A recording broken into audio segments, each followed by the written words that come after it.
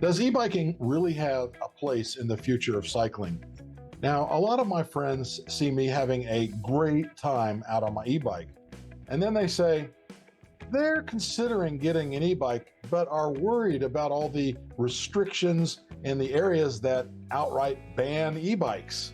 They ask me, what is the real future of e-biking? Now, this isn't going to be a scientific analysis, but just my average guy observations about the future of e-bikes. Now, I ride both city streets and backcountry trails, and I've seen a marked increase of riders using e-bikes. So, in my opinion, e-bikes are here to stay, and I think as the technology improves, the e-bike market will grow to be as large or maybe even larger than the pedal-only bicycle market. Now, that being said, there are still a lot of hurdles for e-bikes to overcome to become more mainstream, more than they are. But I really think the question should be, is it the e-bike or the people riding the e-bikes that will ultimately determine the future of e-biking? Now, I remember back when mountain bikes, regular pedal-only mountain bikes, were first taken to the trails in the 70s. There was so much talk and misinformation about them. A lot of people wanted to ban mountain bikes from the trails, and they did, because they thought they were a menace. And really, it was the riders, not the bicycles. After some time, education, and some great work by some bicycle action groups, mountain bikes became accepted and became mainstream. There's always been friction on multi-use trails between the users as to which should have priority, hikers, bikers, or equestrians. Now, just like when mountain bikes began to appear on the trails, the same thoughts and biases are being levied against the new kids on the block, the e-bikes. Now, I think this time the thoughts and biases are kind of misplaced and misguided.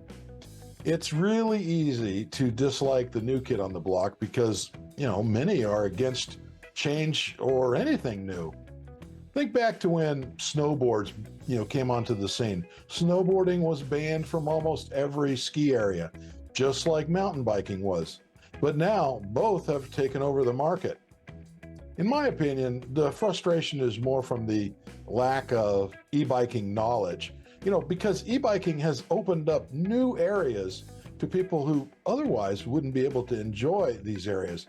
There's now, because of it, there's more congestion and overcrowding of the paths, trails, and forest roads, and even on our city streets and bike paths. Also, all the groups, the hikers, the bikers, equestrians, have those few in the group who are rude, crude, and obnoxious, and they give their group a bad name. Now, e-biking has certainly got its share of those. Now, e-bikes have also made it possible for many to leave their cars at home while using the e-bike for commuting or short trips to the store. In addition, e-biking has made it possible for many more people to enjoy the experience and joys and wonders of the backcountry trails as well as the city streets. Now, all this being said, there are many more people using the bike lanes, city streets, and backcountry trails, causing congestion. The bottom line is e-bikes are here to stay, and their numbers are growing. The powers that be will need to be educated about e-bikes and figure out how to enforce new trail rules and how to control the added congestion of all the different types of users. Possibly a trail permit system, something like maybe the hikers use to control congestion on the hiking paths. In addition, the different communities, hikers, equestrians, and cyclists, and yes, including e-bikers, will need to be more self-governing and follow the rules and be courteous and respectful of all users on the trails and paths. Now, I think the future of e-biking is bright and will allow many who wouldn't be able to enjoy bike riding to get out and enjoy the wind in their face.